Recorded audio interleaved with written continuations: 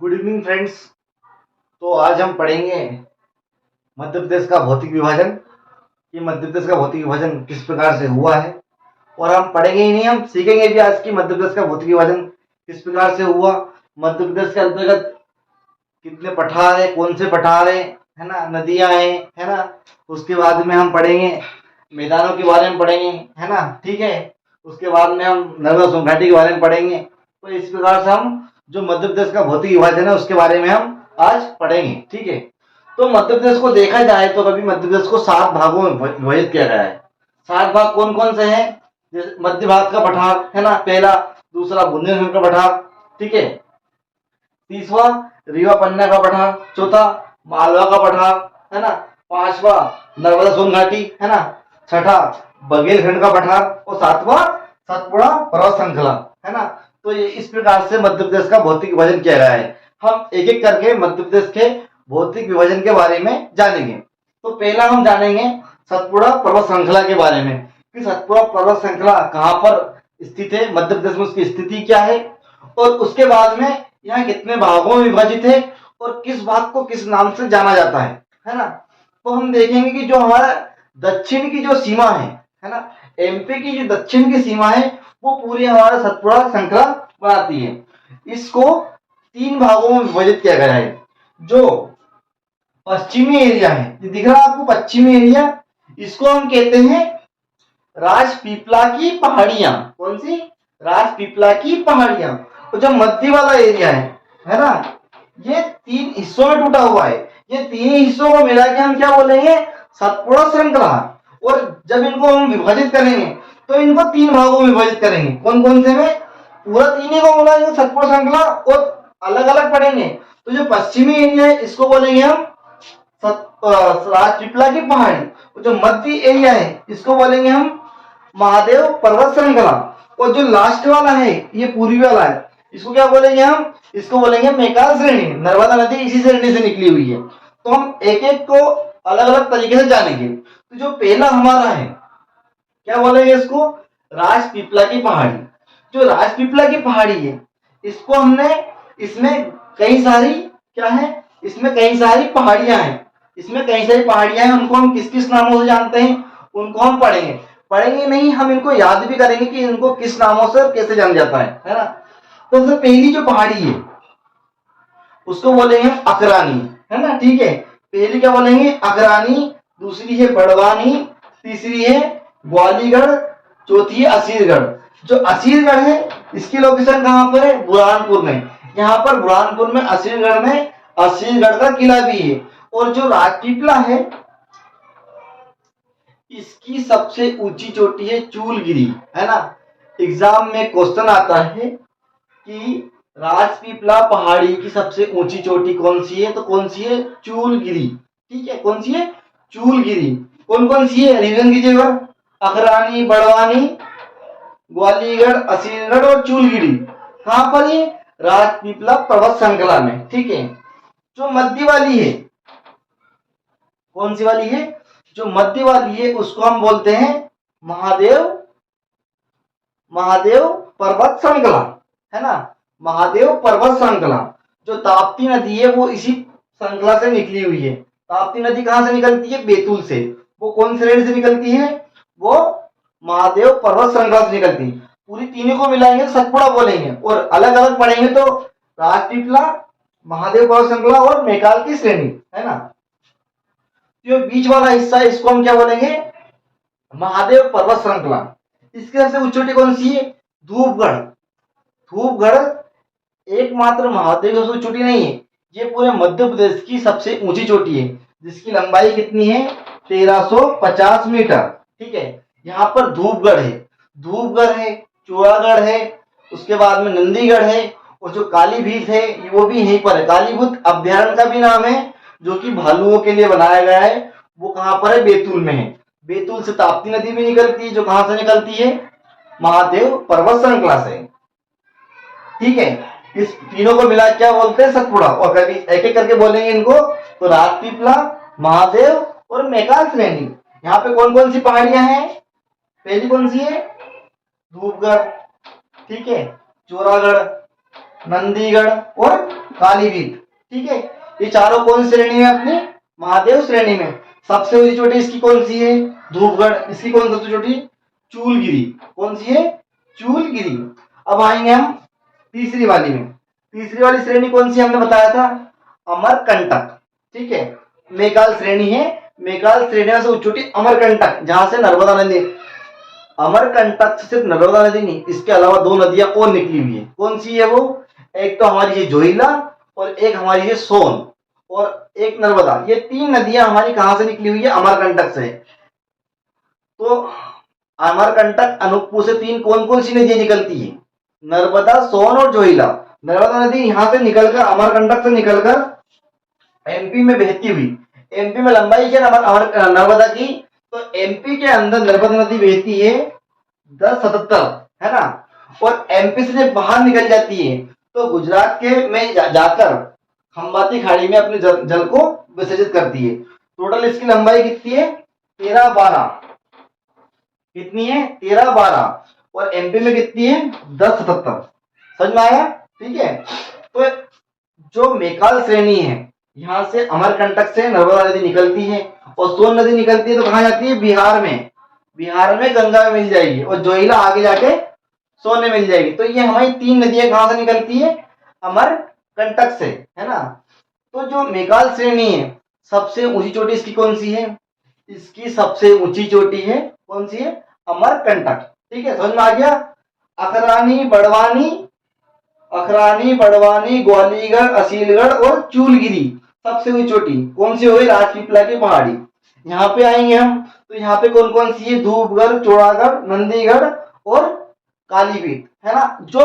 हम क्या पढ़ेंगे? जो इम्पोर्टेंट है। इस श्रृंखला में बहुत सारी चोटियां, लेकिन जो इम्पोर्टेंट है, जो एग्जाम में पूछता है, हम सिर्फ उन्हीं चोटी के बारे में पढ़ेंगे। वो आपसे पूछेगा कि मेकाल पर्वत श्रृंखला की सबसे ऊंची चोटी का नाम बताइए, तो कौन सी है? मेकाल ये वाली, पूर्वी वाली ऊंची अमरकंटक। अब यहाँ पे कौन कौन सी है? अमरकंटक है, अचलांकर है ना, लांजी है, किरार है। लेकिन हमें पता है कि इसमें, लेकिन सबसे ऊंची चोटी कौन सी है? अमरकंटक। तो हम अमरकंटक के बारे में पढ़ेंगे कि सबसे ऊंची चोटी कौन सी है? अमरकंटक। यहाँ पे धूपगढ़, जो कि पूरी एमपी की सबसे ऊंची चोटी कौन सी? धूपगढ़। वो कौन श्रेणी में? पूरी श्रेणी कौन सी? सतपुड़ा। सतपुड़ा में कौन सी है? महादेव पर्वत श्रृंखला में। और इसकी कौन सी है? राजपीपला की चूलगिरी। तो ये हमारी कौन सी श्रृंखला है? ये है हमारी सतपुड़ा पर्वत श्रृंखला। समझ में आ गया? आगे समझ में? ठीक है, कौन कौन सी बताइए एक बार मुझे। हाँ बताइए। हाँ ठीक है ना। तो इस प्रकार से हम पढ़ेंगे। अग्रणी, बड़वानी, ठीक है, ग्वालीगढ़, असीरगढ़, बुरहानपुर असीरगढ़ का किला यहीं पर है, वो चूलगिरी तो चोटी। ठीक है, उसके बाद में यहाँ पर आएंगे हम तो धूपगढ़, चौरागढ़, ठीक है, नंदीगढ़, कालीवीत अभ्यारण्य बैतूल में है। ठीक है, उसके बाद में हमारे यहाँ पे आएंगे हम तो यहाँ पर कौन कौन सी है? अमरकंटक, अचलांकर, किरार, लांजी। ये कहां पर है? हमारी मेकाल श्रेणी में। ये हमारी जो सतपुड़ा पर्वत श्रृंखला है, ये हमारी खत्म होती है। अब इनको आप एक बार रिवीजन करिएगा, याद करिएगा। उसके बाद हम आएंगे सतपुड़ा से आएंगे बघेलखंड के पठार में। ठीक है ना, बघेलखंड। अभी हमने क्या पढ़ा था? सतपुड़ा पर्वत श्रृंखला। अब हम पढ़ेंगे बघेलखंड का पठार। तो जैसे कि बघेलखंड के पठार की लोकेशन आपको दिख रही होगी, है ना। तो इसमें कौन कौन सा एरिया आता है हमारा? जो हमारा एरिया है कौन सा? उमरिया, अनूपपुर, उमरिया, शहडोल, ये जो एरिया है ये हमारे बघेलखंड में आता है ना। बघेलखंड, मंडला भी यहीं पर है ना, उमरिया, है ना। तो बघेलखंड के अंतर्गत क्या है? तो बघेलखंड के अंतर्गत जो आपने बांधवगढ़ राष्ट्रीय उद्यान का नाम सुना होगा, बांधवगढ़ राष्ट्रीय उद्यान जो कि हमारा उमरिया में है, वो कहां पर है? यहीं पर है। 32 पहाड़ियों से घिरा हुआ राष्ट्रीय उद्यान का नाम बताइए। बांधवगढ़ राष्ट्रीय उद्यान कहां पर है? यहीं पर है। ये क्षेत्र कोयले के लिए भी फेमस है ना। यहाँ पर सफेद शेर भी पाया जाता है बांधवगढ़ राष्ट्रीय उद्यान में। ठीक है, तो ये एरिया किस चीज के लिए फेमस है? इन चीजों के लिए फेमस है ना। तो ये हमारा हो गया बघेलखंड का पठार। ये इसके बारे में पूछेंगे कि जो भौतिक विभाजन है ना, सबसे छोटा हिस्सा कौन सा है? तो कौन सा है? बघेलखंड। पूरे एमपी का सबसे छोटा हिस्सा बघेलखंड है। ये 7% अपने आप में रखता है। सबसे बड़ा कौन सा है? सबसे बड़ा है मालवा का पठार 28%, ठीक है, 28% है मालवा का पठार और 7% है बघेलखंड का पठार। बघेलखंड सबसे छोटा है यहाँ पर, है ना। और यहाँ पर बांधवगढ़ राष्ट्रीय उद्यान जो 32 पहाड़ियों से घिरा हुआ है, कोयला क्षेत्र भी इसी के अंतर्गत आता है ना। तो ये बघेलखंड का पठार हो गया। अब हम पढ़ेंगे इसके बारे में, मालवा के पठार के बारे में, है ना, क्योंकि मालवा का पठार बहुत ही इंपोर्टेंट है, वो यो हमारो ही पठार है नहीं। एक बार हम पढ़ाएंगे क्योंकि हम कहाँ का है, मालवा का है, तो हम मालवा का पठार का बारे में पढ़ाएंगे। मालवा का पठार का अंदर कई कई खासियत है, तो ये खासियत का बारे में हम पढ़ाएंगे, है नहीं। तो मालवा पठार में कहिए, तो उससे पहले तो यहाँ बोली जाने वाली भाषा कौन सी है, मालवी भाषा बोली जाती है यहाँ पर, जो मैंने अभी आपको बोल के बताई, है ना। तो मालवा का पठार है, यहाँ से एक श्रृंखला निकलती, जैसे यहाँ पूरा पूरा श्रृंखला है ना, ऐसी यहाँ से निकलती है। कौन श्रृंखला निकलती है, विंध्याचल पर्वत श्रृंखला। कहाँ से निकलती है ये, मालवा के पठार से होती है। पढ़ना पढ़ा होती हुई यहाँ पर यूपी में इसको बोलते हैं मिर्जा हिल्स, और जब झारखंड जाएगी है तो इसको पारस हिल्स बोलते हैं, जहाँ पर जैन धर्म के मंदिर में पाए जाते हैं। तो हम मालवा के पठार को पढ़ेंगे और इसी के अंदर जो विंध्याचल पर्वत श्रेणी है इसके बारे में पढ़ेंगे कि इसके अंतर्गत क्या क्या आता है। जो मालवा का पठार है ना, पहले तो आप ये जान लीजिए मालवा पठार किसे कहते हैं, पर्वत किसे कहते हैं, और पठार पर्वत मैदान और चोटी किसे कहते हैं, पहाड़ी किसे कहते हैं। तो समुद्र तल से, एक मिनट में आपको बता देता हूं। जैसे कि ये समुद्र तल है ना, समुद्र तल से 1000 मीटर, कितना, 1000 मीटर ऊंचाई पर कोई भूमि निकलती है ना, वो शंकु आकार बना लेती है, तो उसको हम क्या बोलते हैं, चोटी बोलते हैं, है ना। यदि कोई भूमि ऊपर जाती है, एक हाथ ऊपर, और ऐसे समतल बना लेती है, तो उसके बोलते हैं, हम उसको बोलते हैं पठार, ठीक है। और एक हाथ नीचे वो समतल हो जाती है वो, तो उसको क्या बोलते हैं, मैदान। और 1000 मीटर से नीचे ही रहती है, कितने, 1000 मीटर से नीचे रहती है और शंकु आकार बनाते हैं, उसके बोलते हैं चोटी। समझ में आ गया कि चोटी, पठार, मैदान और पर्वत किसे बोलेंगे, 1000 मीटर से ऊपर गया वो शंकु आकार बना तो पर्वत हो गया, है ना। 1000 मीटर से ऊपर गया वो समतल हो गया, तो उसे बोलेंगे हम क्या, पठार। 1000 मीटर से नीचे रहा वो समतल रहा, तो क्या बोलेंगे उसको, मैदान। और 1000 मीटर से नीचे रहा और कभी शंकु आकार बना तो बोलेंगे चोटी, पहाड़ी, ठीक है। तो जो मालवा का पठार है ना, इसके बारे में पढ़ेंगे हम। तो मालवा का पठार है, यहाँ पर से एक श्रेणी निकली है, विंध्याचल श्रेणी, है ना। विंध्याचल श्रेणी के ऊपर कुछ चोटियां हैं, है ना। तो चोटियों के बारे में पढ़ेंगे हम। तो विंध्याचल श्रेणी की सबसे ऊंची चोटी कौन सी है, तो कौन सी है, सिगार चोटी। कौन सी है, सिगार चोटी।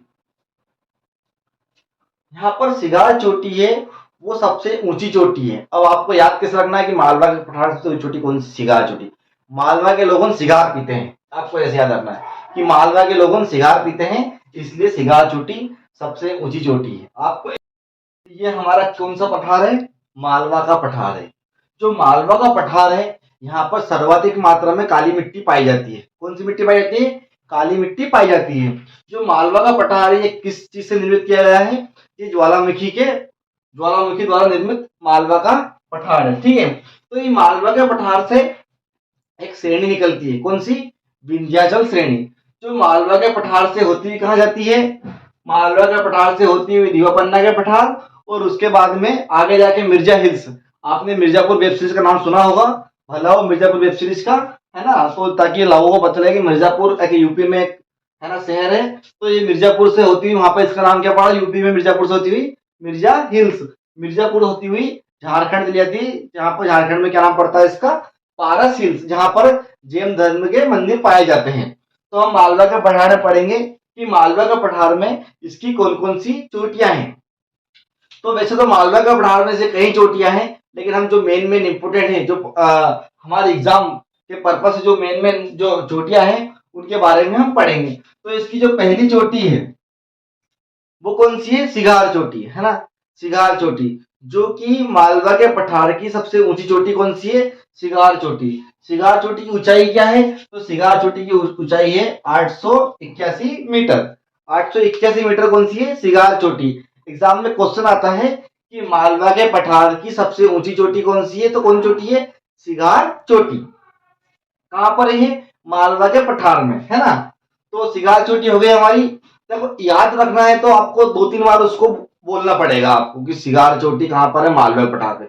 या तो आपको किसी से उसको कनेक्ट करना पड़ेगा, जैसे मालवा के लोग, अधिकतर लोग सिगार पीते पीते हैं वहां के लोग, तो आपको इस चीज से कनेक्ट करना पड़ेगा कि, है ना, क्या है, मालवा के लोगों सिगार सिगार तो सिगार चोटी कहां पर है? मालवा में सिगार चोटी। कितनी ऊंचाई है उसकी? 881 मीटर उसकी ऊंचाई है। उसके बाद में जो सेकेंड वाली है, जाना पाओ, है ना, जाना पाओ की पहाड़ी, तो ये कहां पर है? जाना पाओ की चोटी, ये भी कहां पर है? ये भी हमारे मालवा के पठार में है। जाना पाओ आपने नाम सुना होगा, जाना पाओ महू, है ना। जाना पाओ महू से कौन सी नदी निकलती है? हाँ, चंबल नदी निकलती है। जाना पाओ महू से चंबल नदी निकलती है। ये वही जाना पाओ की पहाड़ी जहां चंबल नदी का उद्गम स्थान है। वो चंबल नदी कहाँ, कौन सी नदी मिल जाती है? यमुना नदी में। कहां पर? यमुना नदी में। चंबल नदी कहां से निकलती है? जाना पाओ की पहाड़ी से, है ना। कहा जाना पाओ की पहाड़ी कहां पर है? महू में। महू कहां पर है? मालवा में। ऐसे आपको चीजों को कनेक्ट करके चलना है और आपको ये चीजें याद करना है। उसके बाद में जो नेक्स्ट पहाड़ी है वो कौन सी है? गाजरी पहाड़ी। वो भी कहां पर है? हमारे मालवा के पठार में। उसके बाद में आपने नाम सुना होगा असरपी महल। असरपी महल कहां पर है? असरपी पहाड़ी पर। ये कहां पर है? ये असरपी महल मांडू, आपने नाम सुना होगा। मांडू में असरपी महल है ना। और वहीं पे असरपी पहाड़ी के ऊपर ही असरपी महल है। तो असरपी पहाड़ी कहां पर है?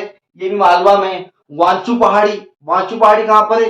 ये भी मालवा में है। वांचू पॉइंट बोलते हैं इसको, है ना। ये भी कहां पर है? मालवा में। तो ऐसा मालवा में बहुत सारी पहाड़ी है, लेकिन हम एग्जाम पॉइंट ऑफ व्यू से जो जो मेन मेन पहाड़ी हम उनके बारे में पढ़ेंगे। कौन सी? सिगार चोटी 881 मीटर सबसे ऊंची चोटी किसकी है? मालवा के पठार से चोटी कौन सी है? सिगार चोटी, है ना। उसके बाद में क्या है? उसके बाद में मालवा की चोटी के सबसे चोटी सिगार चोटी। उसके बाद में हमारी जाना पाओ की पहाड़ी, गाजरी पहाड़ी, वांचू की पहाड़ी। उसके बाद में असरबी महल कहां पर है? जाना पाओ की पहाड़ी। ये सब हमारे मालवा के पठार में। जब मालवा के पठार से विंध्य से भी आगे होके जाती है तो ये कहां जाती है? ये आती है रीवा पन्ना के पठार में। तो रीवा पन्ना के पठार में जाती है तो इसके मध्य में क्या है? एक भांडेर श्रेणी, है ना। जो भांडेर श्रेणी है, ये इसके सबसे छोटी कौन सी भांडेर श्रेणी की? इसका ही नाम है, जो ये पूरी है ना, इसका नाम क्या है? विंध्याचल पर्वत श्रृंखला। ये हिस्सों में टूटी हुई है ना। तो इसको मालवा के पठार सबसे छोटी कौन सी? मालवा के पठार में इसको विंध्य श्रेणी बोलते हैं, है ना। वो जो मध्य में है रीवा पन्ना के पठार में, इसको हम बोलेंगे, क्या बोलेंगे? भांडेर श्रेणी। तो भांडेर में सबसे छोटी कौन सी इसकी? गुडविल। गुडविल या सद्भावना पीक, है ना। ये एग्जाम में कई बार पूछा गया क्वेश्चन है कि भांडेर की पहाड़ी की सबसे ऊंची चोटी कौन सी है? कौन सी है? गुडविल, है ना, या सद्भावना पीक, या कालूमार भी से बोलते हैं। हाँ, तो आपको ये 3 नाम याद रखने हैं, नोट डाउन करना है। सद्भावना चोटी, ठीक है। ये आपको 3 नाम याद रखना है, इसी के 3 नाम है ना। भांडेर साहब ज्यादा कुछ नहीं पढ़ना है। भांडेर साहब इतना पढ़ना है कि भांडेर की सबसे ऊंची चोटी गुडविल, सद्भावना है, कालूमार, ये 3 नाम इसके हैं। उसके आगे हम चलेंगे, है ना। तो ये आखिरी में एक श्रेणी और बनाती है, इसका नाम क्या है? क्या नाम है इसका? कैमूर श्रेणी। क्या नाम है? कैमूर श्रेणी। जो कैमूर श्रेणी है, कैमूर श्रेणी, आपने माँ शारदा का मंदिर मैहर का नाम सुना है? हाँ, माँ शारदा का मंदिर मैहर जो है, यहाँ पे 2 चोटियां उनके बारे में पढ़ेंगे हम। एक कौन सी है? त्रिकुटा पर्वत, और एक गिद्धराज पर्वत। जो ये त्रिकुटा पर्वत है, जो माता मैहर की, माता शारदा माता का जो मंदिर है, वो ये त्रिकुटा पर्वत के ऊपर ही स्थित है ना। और एक यहाँ पर कौन सा है? गिद्धराज पर्वत, ठीक है। तो ये हमें, जो हमारे एग्जाम पॉइंट ऑफ व्यू से जो मेन जो चोटियां थी, हमने वो सारी पढ़ ली किसकी? विंध्याचल श्रेणी की। अच्छा, एक क्वेश्चन आता है एग्जाम में कि नर्मदा नदी किन 2 पर्वत श्रृंखलाओं के बीच में बहती है? किन किन 2? सतपुड़ा और विंध्याचल पर्वत श्रृंखला के बीच में कौन सी नदी बहती है? नर्मदा नदी बहती है। एग्जाम में एक बार ये भी क्वेश्चन आया है कि कौन सी नदी सतपुड़ा पर्वत श्रृंखला के दक्षिण में बहती है। तो कौन सी बहती है? ताप्ती नदी। ठीक है, ताप्ती नदी और नर्मदा नदी दोनों कहां से कहां बहती है? ये पूर्व से पश्चिम की ओर बहती है। कौन नदी? ताप्ती नदी और नर्मदा नदी दोनों पूर्व से पश्चिम की ओर बहती है। आपको याद, चंबल नदी कहाँ का उद्गम स्थान कौन सा है? जानापाओ की पहाड़ी। तो कहाँ मिल जाएगी ये अपने? ये मिलेगी अपने इटावा के पास, चंबल वो इटावा के पास यमुना नदी में, है ना। और उसके बाद नर्मदा नदी, खंबाती खाड़ी, चंबल नदी, उसके बाद में हमारी ताप्ती नदी, खंबाती खाड़ी। ठीक है, तो हमने अभी तक क्या क्या पढ़ लिया? सतपुड़ा पर्वत श्रृंखला पढ़ लिया, है ना। उसके बाद में मालवा का पठार पढ़ चुके हैं। वो जो पूरी श्रेणी है हमारी, रीवा पन्ना का पठार, रीवा पन्ना का पठार आपको बता ही चुका हूं मैं। इसके अंदर विंध्याचल पर्वत श्रृंखला की दो दो वो है श्रृंखला। कौन कौन सी? एक तो हमारी भांडेर और एक कैमूर। दोनों के बारे में हम पढ़ चुके हैं रीवा पन्ना के पठार के अंतर्गत। रीवा पन्ना का पठार के बारे में आपको पता है ना। यहाँ पर कई सारे अभ्यारण्य हैं, जैसे कि जो मुकुंद व्हाइट टाइगर सफारी है ना, और मुकुंद चंद अभ्यारण्य है ना, सतना में, ये भी यहीं पर है, रीवा पन्ना के पठार पे, है ना। तो ऐसा ये हमने ही पढ़ चुके हैं। अब हम पढ़ेंगे कौन सा? मध्य भारत का पठार। कौन सा? मध्य भारत का पठार। तो मध्य भारत का पठार आप देख लीजिए, ये कहां से कहां तक फैला हुआ है। तो जो हमारा एरिया है, कौन सा? श्योपुर, है ना, मुरैना, भिंड, है ना, ग्वालियर, ये हमारे किस में आता है? ये हमारे मध्य भारत के पठार के अंतर्गत आता है ना। चंबल नदी इस मध्य भारत के पठार में ही बहती हुई निकलती है ना। तो चंबल नदी के कारण यहाँ पर जो जमीन है, यहाँ उबड़ खाबड़ हो चुकी है यहाँ पर, है ना। यहाँ पर सबसे ज्यादा किस चीज की खेती की जाती है? सरसों की खेती सबसे ज्यादा कहाँ पर की जाती है? यहीं पर की जाती है। ग्वालियर का किला कहाँ पर है? ग्वालियर का किला मध्य भारत के अंतर्गत ही आता है। यहाँ पर मुरैना है। मुरैना पहली सीमेंट फैक्ट्री 1952 बानमोर, है ना, मुरैना में ही खोली गई थी। उसके बाद में भिंड, भिंड में जो क्षेत्र है, उद्योगिक क्षेत्र है मालनपुर, वो कहाँ पर है? भिंड में। तो ये हमारे मध्य भारत की खासियत है। सबसे ज्यादा खेती किस चीज की जाती है इसमें? सरसों की खेती सबसे ज्यादा कहां पर की जाती है? मध्य भारत के पठार में, है ना। अब हम पढ़ेंगे बुंदेलखंड का पठार। तो जो बुंदेलखंड का पठार है, ये इसमें हमारा कौन सा क्षेत्र आता है? ओरछा, है ना, टीकमगढ़, निवाड़ी, है ना, उसके बाद छतरपुर, ये छतर, खजुराहो। खजुराहो कहां पर है? बुंदेलखंड के पठार में, है ना। सारे ये कहां पर आते हैं? हमारे बुंदेलखंड के अंदर। बुंदेलखंड की सबसे ऊंची चोटी कौन सी है? सिद्ध बाबा की चोटी। कौन सी? यहाँ पे सिगार है, सिगार चोटी। यहाँ पे क्या है? सिद्ध बाबा की चोटी। कहाँ किसकी है? बुंदेलखंड की सबसे चोटी कौन सी है? सिद्ध बाबा की चोटी। निवाड़ी में कौन सा आता है हमारा? ओरछा। कहाँ पर आता है? निवाड़ी में, है ना। उसके बाद छतरपुर में खजुराहो, ये कहाँ पर आता है? खजुराहो, आपको खजुराहो के बारे में पता होगा। यहाँ पर 25 मंदिर से है ना, चंदेल वंशों के राजाओं ने बनवाया था। ओरछा मंदिर है जो बुंदेलों ने बनवाया था। तो ये कहाँ पर है? ये पूरे बुंदेलखंड के पठार के अंतर्गत आता है ना। और सबसे ऊंची चोटी कौन सी इसकी? सिद्ध बाबा की चोटी, है ना। तो हमारा ये हो गया हमारा बुंदेलखंड का पठार। तो हमने पहले क्या पढ़ा? पहले हमने पढ़ा सतपुड़ा पर्वत श्रृंखला, ठीक है। उसके बाद में विंध्याचल पर्वत श्रृंखला, फिर मालवा का पठार, फिर रीवा पन्ना का पठार, फिर मध्य भारत का पठार, है ना। उसके बाद में बुंदेलखंड का पठार। अब पढ़ेंगे हम बघेलखंड का पठार। तो बघेलखंड का पठार कहाँ पर इसकी लोकेशन स्थित है? देखिए पूर्व में, है ना। इसकी लोकेशन स्थित पूर्व में है। इसके अंदर कौन कौन जिला आते हैं? मोटा मोटा आप देखिए, जो शहडोल संभाग है हमारा, शहडोल संभाग के अंतर्गत ये आता है। इसमें उमरिया, हमारा उमरिया, मंडला, ये किसमें आता है? हमारा बघेलखंड के पठार में। यहाँ पर बघेलखंड में जो आपने राष्ट्रीय उद्यान का नाम सुना होगा, कौन सा राष्ट्रीय उद्यान? बांधवगढ़ राष्ट्रीय उद्यान। कहाँ पर है? उमरिया में, है ना। 32 पहाड़ियों से घिरा हुआ, तो वो कहाँ पर है? बघेलखंड के अंतर्गत ही आता है। जो हमारी बेडन सिंगरौली है, सिंगरौली, है ना, सिंगरौली कहाँ पर आती है? हमारा कोयला क्षेत्र कहाँ पर आता है? तो वो बघेलखंड के पठार के अंतर्गत ही आता है। तो आपने अब पूरा विभाजन देख लिया आपने कि ये पूरा किस प्रकार से विभाजन किया गया है। हम एक बार स्टार्टिंग से रिवीजन करेंगे, है ना। सतपुड़ा पर्वत श्रृंखला कौन कौन सी? 3 भागों में डिवाइड है। राजपीपला, महादेव पर्वत श्रृंखला और मेकाल पर्वत श्रेणी। अखरानी, बड़वानी, ग्वालीगढ़, असीरगढ़ और चूलगिरी। सबसे छोटी कौन सी है? चूलगिरी। उसके बाद में सतपुड़ा में आएंगे हम। सतपुड़ा श्रृंखला, महादेव पर्वत श्रृंखला में आएंगे। तो इसमें कौन कौन सी है? धूपगढ़, है ना, चौरागढ़, नंदीगढ़ और कालीबीत। कालीबीत कहाँ पर है? बैतूल में। कालीबीत अभ्यारण्य का नाम भी है, ठीक है। उसके बाद में यहाँ पर आएंगे हम, तो यहाँ पर कौन कौन से हैं? अमरकंटक है ना, लांची, लांची, अचलांकर है ना, ये पर्वत यह श्रेणी है। सबसे छोटी कौन सी है की? अमरकंटक। तो इस प्रकार से हमारी पूरी पर्वत, पूरा पर्वत श्रृंखला है ना। विंध्याचल के बारे में पढ़ा था हमने, तो कौन कौन सी थी यहाँ पर? यहाँ पर थी आपकी जाना पाऊ है ना, सिगाल चोटी, गाजरी, असरपी है ना। उसके बाद में यहाँ पे आएंगे तो हम यहाँ पे कौन सी थी हमारी? यहाँ पे थी हमारी गुडविल पीक है ना। उसके बाद में यहाँ त्रिकुटा, गिद्धराज है ना। बुंदेलखंड का तरफ कौन सी है? सिद्ध बाबा की चोटी, यहाँ पर जो बानमोर सीमेंट की फैक्ट्री, मालनपुर भिंड में, ठीक है। ये इस प्रकार से पूरा हमारा मध्य प्रदेश का भौतिक विभाजन किया गया है। कितने बटों में किया गया है?